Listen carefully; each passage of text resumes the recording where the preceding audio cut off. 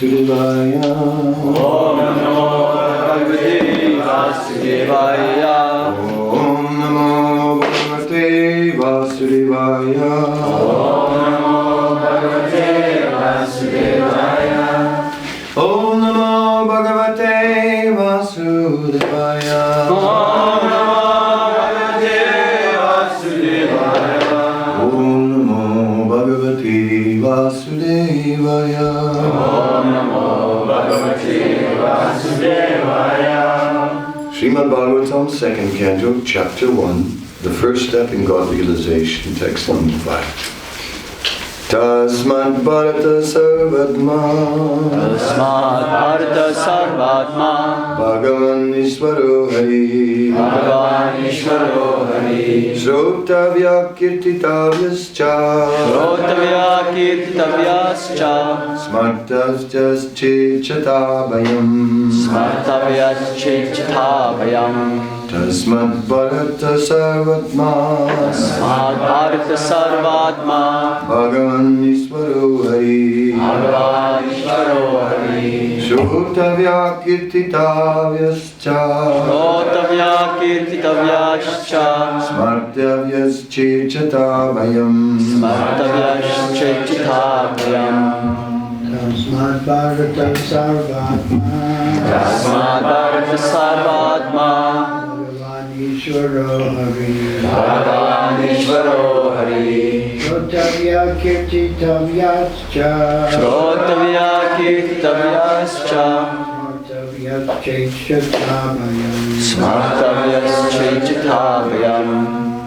Tasmat Bharata Sarvatma. Tasmat Bharata Sarvatma. Bhagavan Ishvaro Hari. Bhagavan Ishvaro Hari. Shrotavya Kirtitavyascha. Shrotavya Kirtitavyascha. Smartavyascha. Tasmat Bharata Sarvatma. Tasmat Bharata Sarvatma. Bhagavan Ishvaro Hari. Bhagavan Ishvaro Hari. Shrotavya Kirtitavyascha. Shrotavya Kirtitavyascha. Smartavyascha. Ladies. Tasmat Bharata Sarvatma. Tasmat Bharata Sarvatma. Bhagavan Ishvaro Hari. Bhagavan Ishvaro Hari. Shrotavya Kirtitavyascha. Shrotavya Kirtitavyascha. Smartavyascha. Tasmat Bharata Sarvatma. Tasmat Bharata Sarvatma. Bhagavan Ishvaro Hari. Bhagavan Ishvaro Hari. Shrotavya Kirtitavyascha. Shrotavya Kirtitavyascha. Smartavyascha. Tasmat. For this reason. Bharata. Oh, descendant of Bharat. Sarvatma. Super soul. Bhagavan. The personality of Godhead. Ishvaraha. The controller. Hari. The Lord who vanquishes all miseries. Shrotavya is to be heard. Kirtitavya to be glorified. Cha also. Smartavya to be remembered. Cha and Ichchata of one who desires. Abhayam freedom. Translation. O descendant of King Bharat, one who desires to be free from all miseries must hear about, glorify, and also remember the personality of Godhead, who is the Super Soul, the controller and the savior from all miseries. Purport. In the previous verse, Sri Sukadeva Goswami has described how the foolish materially attached men are wasting their valuable time in the improvement of the material condition of life by sleeping, indulging in sex life, developing economic conditions, and maintaining a band of relatives who are to be vanquished in the air of oblivion. Being engaged in all these materialistic activities, the living soul entangles himself in the cycle of the law of fruitive actions.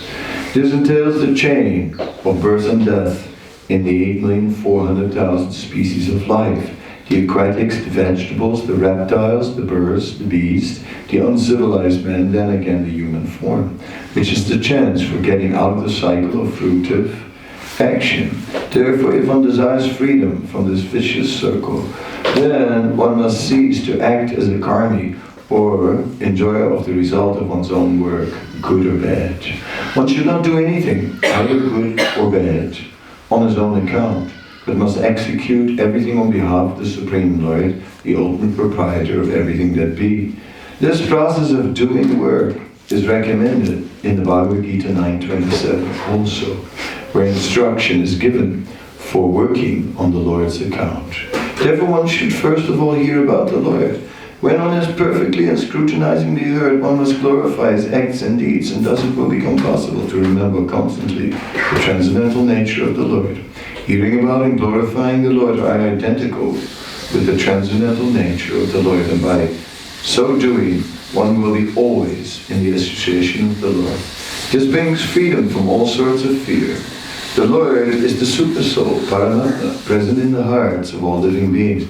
And thus, by the above hearing and glorifying process, the Lord invites the association of all in His creation.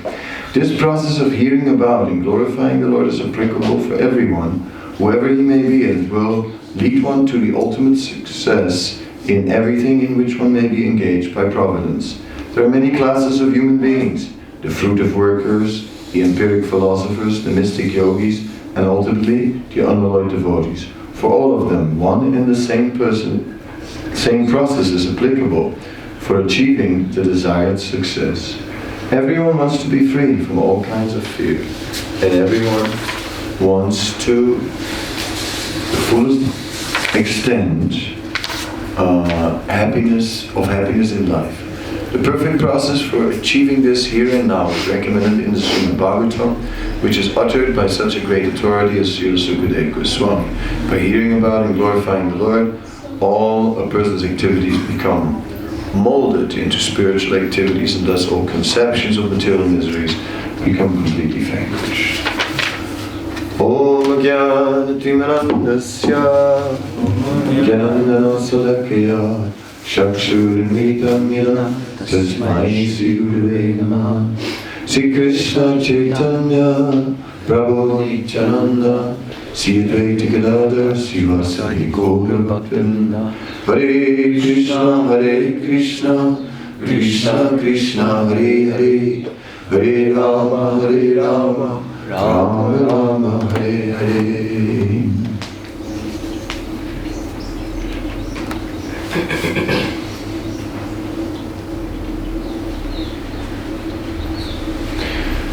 Srila Goswami is saying, may the pastimes, or may the description of the pastimes of Krishna nullify all unwanted desires and therefore all material miseries.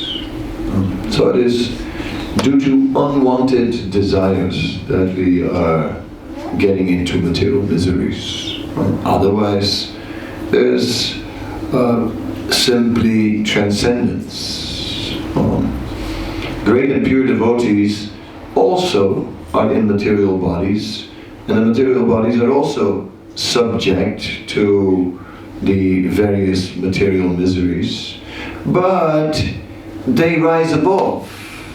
They rise above. It is said there are Sat Urmi, or 6 waves: hunger, thirst, lamentation, infirmity, old age, and death. And these are like the 6 waves, sometimes called waves or sometimes called whips of material existence. So there's no way that we are ever free in the material world. We may be free spirits, that's all right, free in spirit, but not free in body. No one is free in body. As long as we are embodied, we are not free in these bodies, because the bodies are like a cage. And it is said, Maitunya Agra, the bars are basically sex life. That's really what drives us in these bodies, what keeps us in these material bodies. But it's a jail, it's a cell. The soul is now trapped in a body. And here it is. And it's dictating so many things. Kabarinam kotita purita dhunidesis tisam jatamina karuna tapatraya. That these senses are dictating and mercilessly dictating. No mercy. Bring this, bring that, bring more. You've brought everything. You've given all, you've been totally devoted. Whatever they wanted, we have brought them. Next moment, more. Bring more. It's not enough. Never enough. So this is actually the proper understanding. But it is difficult to remember that. Because the material energy comes in three modes of material nature, and sometimes it looks really good. And when it looks really good, then we forget. Then we just think, life is so good, and we sing, and we're so happy. And then we go like, yeah, philosophy, very nice, yes. Tomorrow, not now. But of course, yes, tomorrow comes only too quick, too fast, because whatever enjoyment we have in the material world is always too short. It's always too short. It's always over. Like Rath Yatra is already over. I mean, so long, preparations, Rath Yatra, it's coming, it's coming, ready, getting everything arranged, Rath Yatra, and then it's Rath Yatra, and then it's over. So how did that happen? It's already over.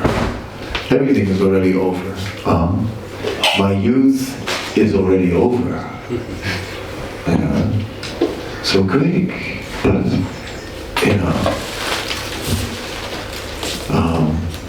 so in this way, we are realizing the long-term perspective. The main thing in scripture is that it reminds us again and again of the long-term perspective. Don't become bewildered by short-term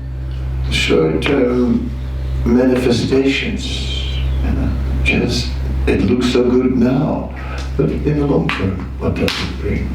And ultimately it is about the long term.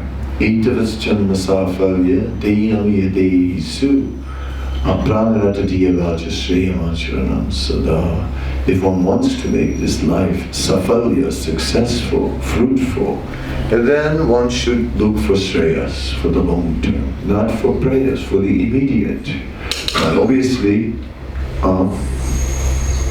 the tendency is to just look for the immediate. We all know the system to catch a monkey, where there is either there's a window with bars, and you put a banana behind the bars. The monkey will come, for sure. Don't you worry. The monkey will come. And then the monkey will grab the banana. You are waiting in hiding. Just when the monkey has the banana, you appear, right, with the rope. And just then. And then the monkey tries to run, but it cannot, because it cannot let go of the banana. So the hand is trapped. The monkey really doesn't want to let go of the banana, and that's the moment when you catch the monkey. Yeah.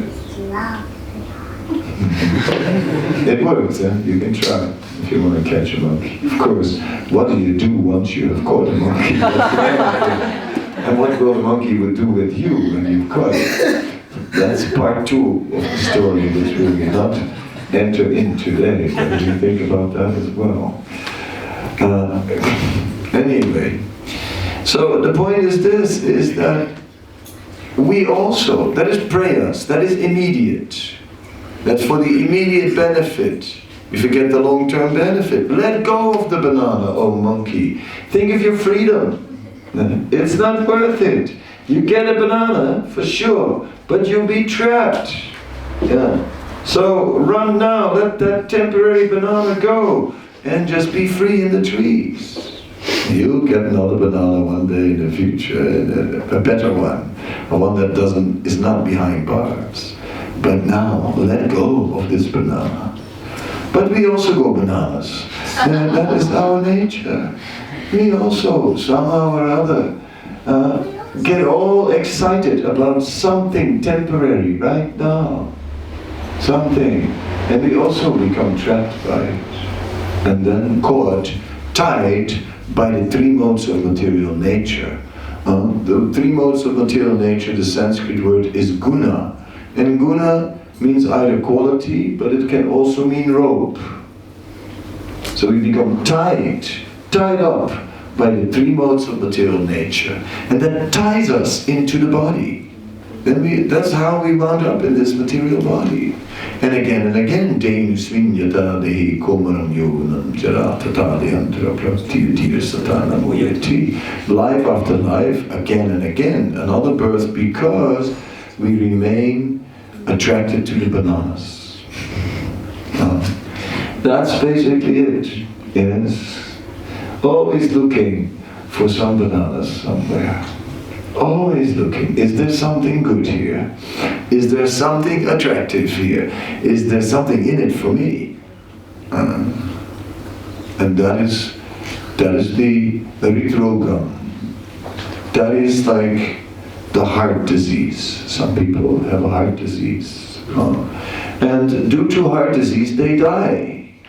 So if we have that material disease of trying to squeeze enjoyment about short-term things, temporary things, then the result is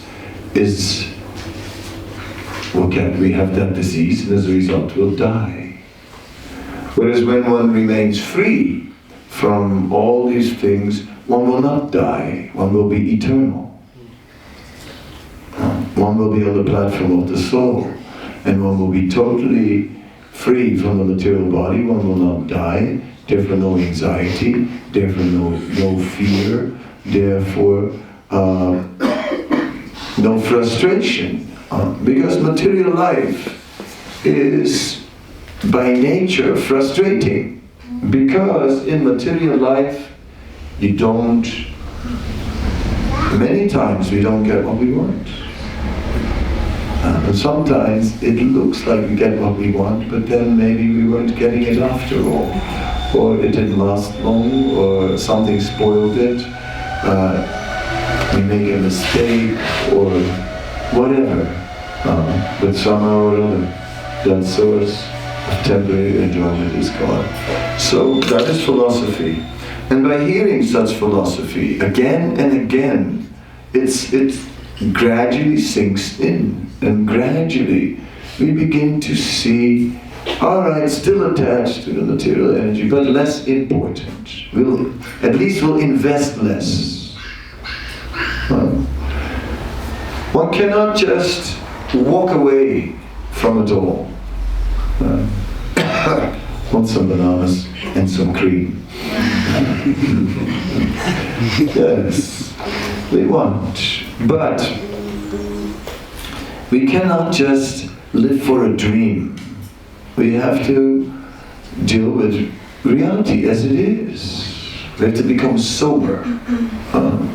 So Bhagavatam, by hearing Bhagavatam is transcendental, but it is not only sweet.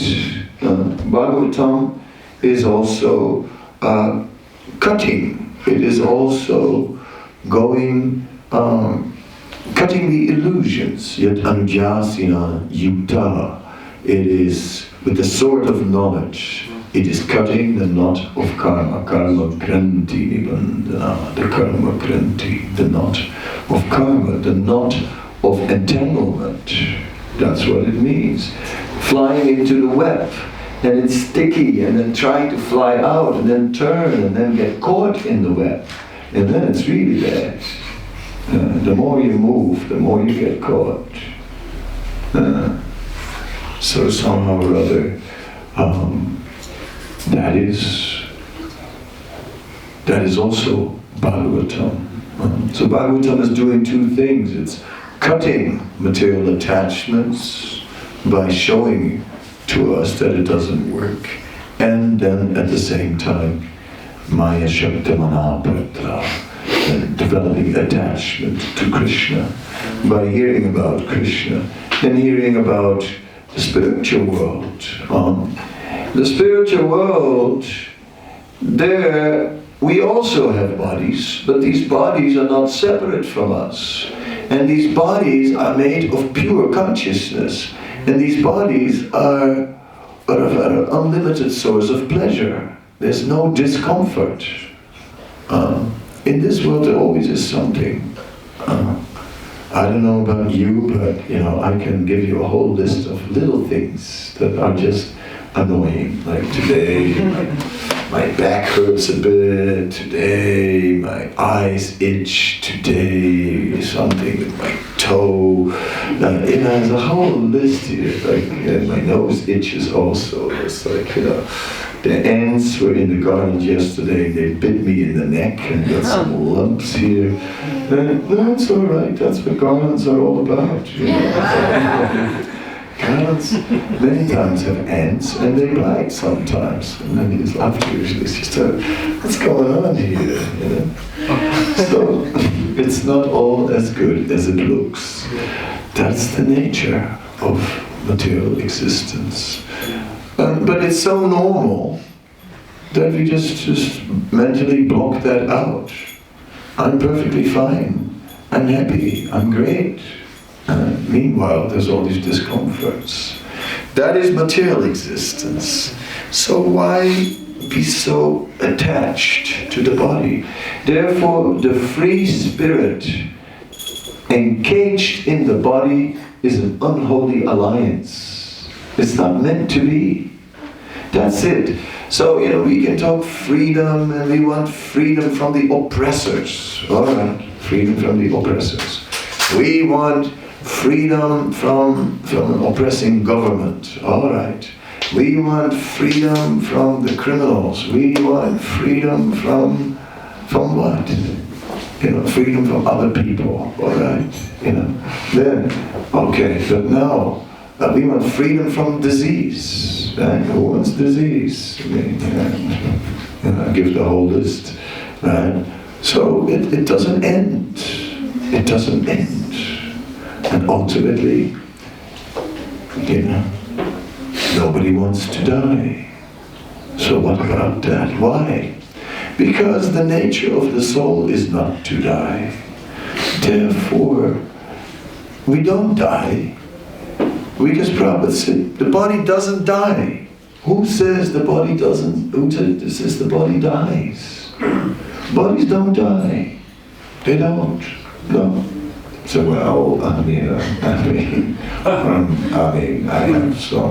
I've seen, I've seen, I tell you, I've seen.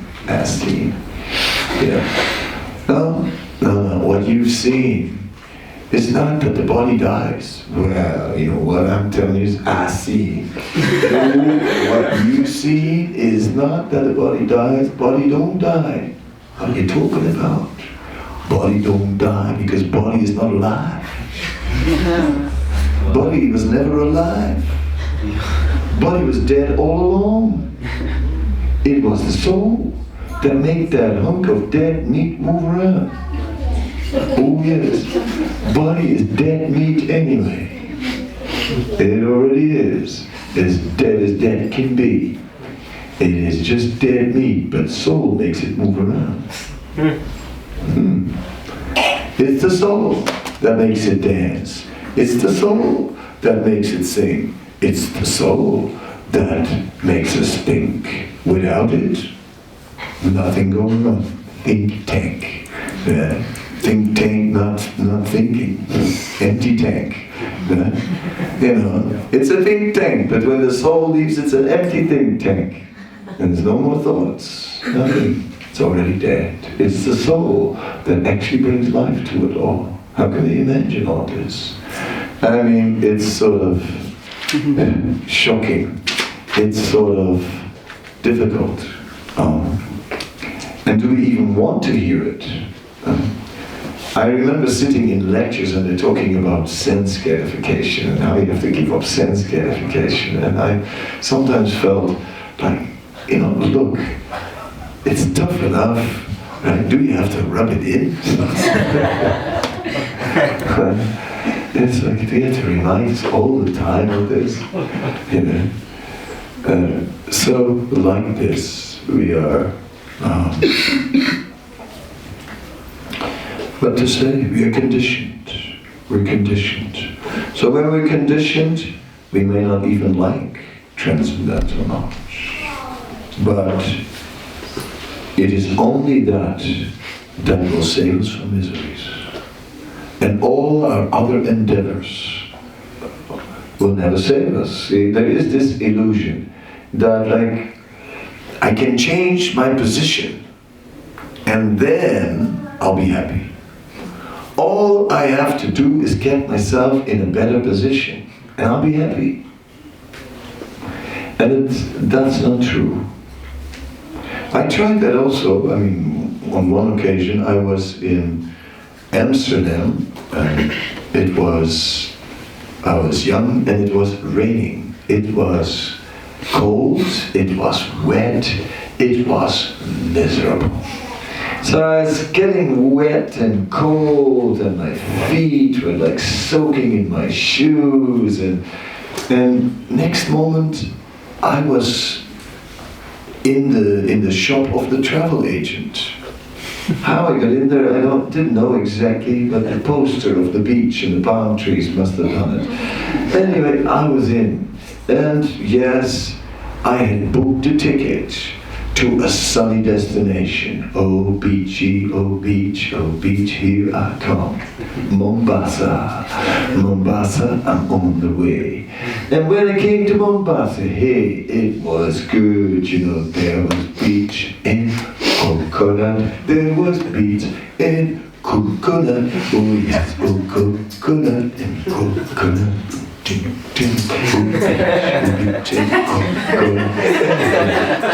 And I went on that beach with coconut and sat down on that beach, but the hot sun was burning like anything. The sand was too hot. Anyway, no problem. Go sit under the palm trees. Coconut and look at the blue ocean. It was good. And then what happened next is I'm sitting there and suddenly plop. Plop. A scorpion. So whoa, scorpion, you know, like I go, wow. A real adventure as well. Wait. I can't wait to come home and tell them how I single-handedly fought off the scorpion. This holiday is really good. Anyway, got rid of that scorpion, sort of. And then again, plop. Another scorpion. And I said, God, these trees are full of scorpions. Maybe I'll go for a swim then. So I'm heading for the ocean, and somebody local came and said, you can't swim. I said, wait a minute, you know, I'm from Holland, you know what I mean? I'm from Holland and I was practically born in the water, you know what I mean? Anybody can swim in Holland, you know what I mean? No problem. I can swim, you know what I mean? He said, yeah, you can swim, but the sharks can also swim. They swim over the reef because it's high tide right now. Right? They go, oh. Oh. So between sharks and scorpions, I chose for the hot beach. And, you know, and the sun was mercilessly burning on my head. And I put my towel over my head. And I realized if you're destined to suffer, you're gonna suffer. No matter what you do. Because folks, I'll tell you something. Once upon a time, a long, long time ago, long before your mother was born, in those days, you know, suitcases had no wheels.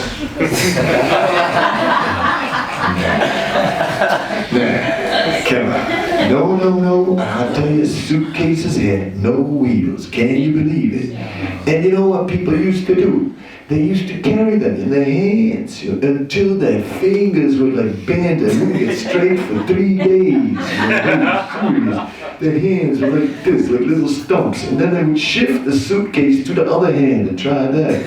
And then when both hands were like totally crooked, then they put it on the shoulder, sometimes on the head, on the back. I've even seen people desperately dragging the suitcase over the floor. That. So, karma is like that. It's like the suitcase without wheels. You can carry it for a while in one hand, you can move it, and then to the other hand, but it doesn't go away. So no matter how much you change your position, you're gonna meet that karma again. There you go. And either you freeze in the rain or you get baked on the hot sand, you know, and there's no escape. Yeah, no escape. If by karma it is so destined to be. That is transcendental knowledge. But that is the knowledge that is cutting the knot of karma. And then there's the sweetness. Krishna is sweet, his pastimes are sweet. So we are here both about Krishna, how Krishna is sporting in the water, how Krishna is playful, how Krishna, when he's about to deal with Kaliya, first jumps in the water and starts to play with the water.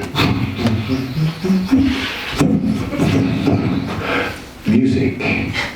Oh yes, Krishna makes musical sounds. And of course he's making musical sounds because he's about to start dancing. And you can't dance without music. Those things go together. So he makes the music, then the snake comes, grabs him in the coils, tries to strangle him, and when everyone thinks Krishna is dying, then the cowherd boys, by the way, they had died that day because they had drank the poisonous water. But Krishna came back and revived them. So I'm always thinking of those cowherd boys. Imagine how they felt. Sort of like, we were dead. And then, I mean, back alive, but still sort of shocked. And next moment, Krishna's in the coils of that serpent. They almost died for the second time. So it was a bit too much emotion for one day, you know. I mean, dying once is enough in one day, if you know what I mean. Most of us would say, I'm going home. This is it, you know. I mean, I died, that's enough for one day. The cowboys almost died twice in that day. Yes. And anyway, then Krishna showed what dancing is all about. And when he danced so amazingly attractive that all who saw it forgot all about the snake. All they saw was Krishna's amazing dancing. And they're so absorbed in that they forgot all about the snake. Next moment they saw the snake again. And the full anxiety of the situation hit them again. So like this, they were being thrown from one emotion into the other, and then finally Krishna freed. When Krishna finally came down from that snake, finally, and the snake started to cough blood. And then it looked like, okay, the snake is dying. And everyone was like, the demigods were like, it's over, the snake is dying. And then the ladies came out, the snake wives. They came out, all teary and this and that, and you know, the ultimate weapon. The tear weapon. What could they do then? Like Krishna, what do we do now? You know, nothing I can do. All right, ladies, what do you want? Oh, please don't kill her husband. That's a problem because, you know, he's poisoning my friends and the cows. Anyway, so then that snake had to be Get out of town, you snake. Oh yeah. But not like that. Krishna, with sweet words, just getting him out of town. Oh, dear king of the snakes. Oh, he knows I'm a king. That's nice. Oh, king of the snakes, you can now return to your kingdom. I know you were hiding in this river because you're afraid of Garuda, but now you can go because you got my footprints on your head. Garuda won't touch you. In this way, Krishna, in a tactful way, got Kaliya out of the Yamuna because, Kaliya had moved in and got a little attached. Wherever you move in, you get attached. So Kaliya was really attached to the Yamuna, but by sweet-talking him, Krishna managed to remind him, you're a king actually, you have the whole kingdom, can you take it back now? Well, that'll be good, Oh yeah, they're a kingdom, yeah. So Kaliya went, and he still lives there happily ever after in his kingdom called Fiji. So that's interesting. Now it gets a little more inspiring, sweet. So we see Krishna consciousness has the inspiring side. We get into Krishna and how he deals in his pastimes, and it's interesting. And then there's the cutting side, cutting of the knot of karma, which we don't like as much as the sweet side. And both of them are there. Because both are necessary. So we need to cut all these material attachments and stop chasing after the bananas. Drop the banana. Drop it. Oh, it's so good. How can I drop this banana? But it keeps you locked, keeps your head in the bars. You'll be caught. Let that banana go. So yes, don't go bananas. The teaching of this lecture. The banana boat. If anyone has any questions or comments. Thank you so much. Thank you so much for the class. When you talk about karma, and I basically want to know how do we understand the process by which the spiritual master nullifies the offenses or the karmic reactions of those that are surrendered unto them? The spiritual master is a representative. He is a representative of Krishna. He's a representative of the acharyas. He's a representative of the scriptures. And in this way, the spiritual master is bringing us the process coming from Krishna. And Krishna has given that arrangement that can free us from material misery. It's only He who can free us from material misery. So a spiritual master can only do it when he delivers Krishna's message. As Prabhupada says, spiritual master is a postman. He's the postman. And he cannot, if he brings the letter, he has to deliver the letter. He cannot change the letter. If the letter said, please give the money to Krishna, the postman cannot open the letter, take that to Krishna house and say, please give the money to the postman. That he cannot do. He just has to deliver it as it is. And in that way, his message has potency. But if he changes it, then it loses its potency. Then he loses his potency. So he has to be a faithful representative. But he presents that knowledge in his own words. According to Kaladesh Bhatra, according to time, place, and circumstances. Because he can see the time, place, and circumstances, since he's there. And therefore he can present Krishna consciousness in a way that it's relevant to time, place, and circumstances. So that is his business, to make it relevant. And that's what he does. He builds bridges to make things better relevant. And And the more he can make it relevant to people, the more they become inclined. Like if we want to preach, we have to be relevant. We have to be relevant, and we have to address relevant things. Yeah. Like for example, the whole world talks about the climate. And well, what do we have to say about it from a Krishna conscious perspective? I mean, that would be relevant. That would be relevant.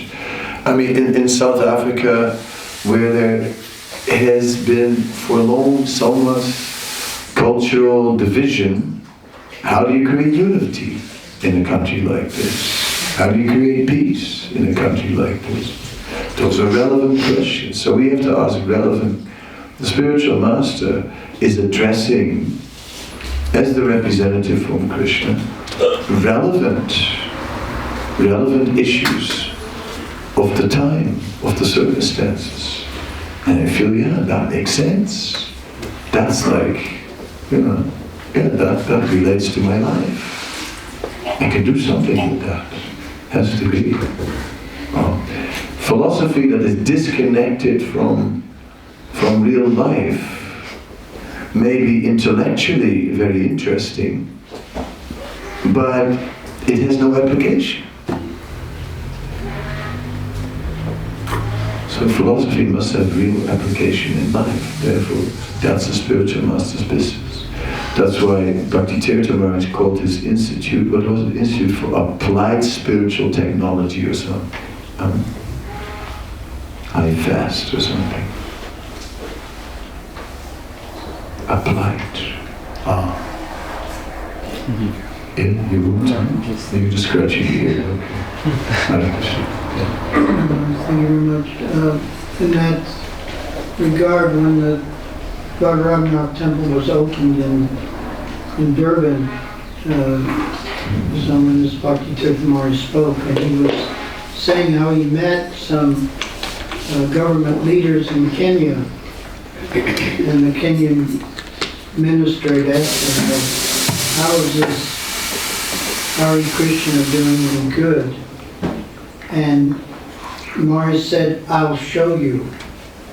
Instead of explaining, he said, look there, there's a white English devotee, look there's a African Cameroonian devotee, there's a devotee from Russia, there's a devotee from South Africa, of all shapes and colors, and he was saying that this person automatically somehow understood that Krishna consciousness united people from all cultures and all parts of the world. So he made that statement when the temple was opened. And people were, Mangasutta Bhutalazi was there and all these people, because it was still a tense political situation then. And they appreciated it very much, like they were saying. Be relevant, apply spiritual principles. Nice. Anyone else? Yeah. There's something that there's something I really don't give, especially with the quiet boys. Tons and tons of times I sit and listen, or even read. They get to die kinds of times. They get to be in the belly of a snake. What kind of bodies do they have? Do they have to be in that state?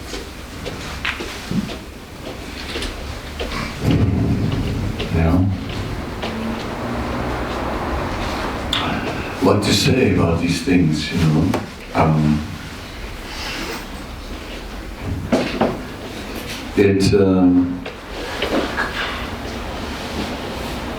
when Krishna's pastimes are taking place, they resemble the activities of the material world. He's in the material world, and it looks like they go through a lot of trouble, being swallowed, being by a snake, or a flood, it's just flooding the whole village. The water's up to the lips, and forest fire, you name it, all big calamities. But then Krishna shows that he's totally transcendental to these things and is not bound by the laws of nature.